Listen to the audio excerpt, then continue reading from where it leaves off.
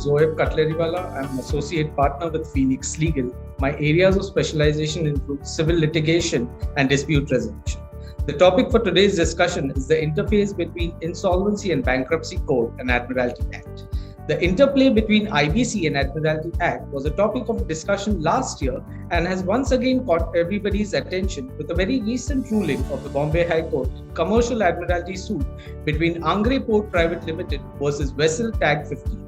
In my view, this is not only a significant but a very bold decision of the Bombay High Court, as it goes on to settle three very important issues and questions of law at a summary judgment stage. First, let me take you briefly through the facts of the case for a better understanding of this decision by the Bombay High Court. Here is the case where in April 2019, insolvency proceedings were instituted against Tag Offshore Limited under IBC 2016 by one of the creditors, which eventually culminated into Tag Offshore being wound up in September 2019, and the NCLT confirmed the RP appointed as its liquidator. Amongst other creditors, Angre Port had also lodged its claim before the liquidator, and the said claim was adjudicated by the liquidator. Subsequently, Angre Port filed the suit in question against the vessel Tag 15 and secured an order of arrest of the vessel. The liquidator intervened in the suit and the Bombay High Court permitted his intervention. The vessel was ultimately sold to a third party under the orders of the Bombay High Court, and the sale proceeds came to be deposited with the court.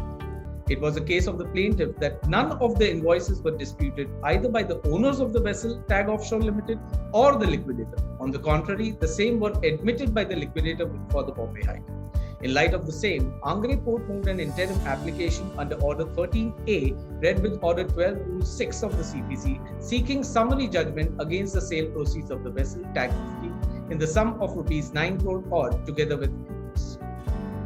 The liquidator in his defense canvassed three major arguments. The first being, as per Section 33(5) of the IBC, the suit was not maintainable once Tag Offshore was ordered to be wound up. The second was, the suit was barred by the principles of res judicata, as the liquidator had already adjudicated the claim of the plaintiff. The liquidator also argued the doctrine of election was applicable, as the court first decided to pursue proceedings under IBC by lodging its claim. The third being, penal berth hire charges are in the nature of a penalty, and in terms of Section 74 of the Contract Act, the court would be required to prove actual loss, which can never form part of the subject matter of the summary judgment under Order 13A of the CPC. On the issue of maintainability of the suit, the Bombay High Court held Section 33(5) does not in any way prohibit the institution of the suit or other legal proceedings against a ship vessel owned by the corporator when invoking the admiralty jurisdiction of the court.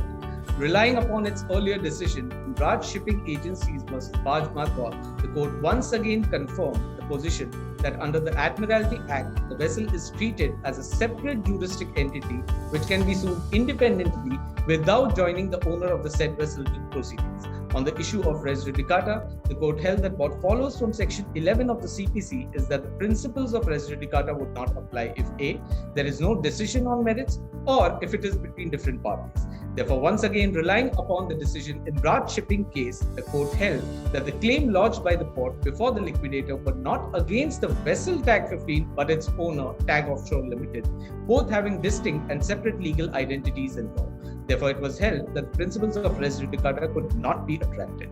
On the penal berth hire charges, the court held that these were additional charges, and once the vessel contractually agreed to pay these additional charges, liquidator could not resile from this contractual obligation on the false ground that penal berth hire charges were in fact penalty and would have to be proved under Section 74 of the Contract Act. The Bombay High Court allowed majority of the claims of the plaintiff, save and except the claim towards salvage charges, and passed a summary judgment and a decree in favor of Angre Port against the sale proceeds of the vessel in the sum of 5 crores odd under provisions of Order 13A of CPC.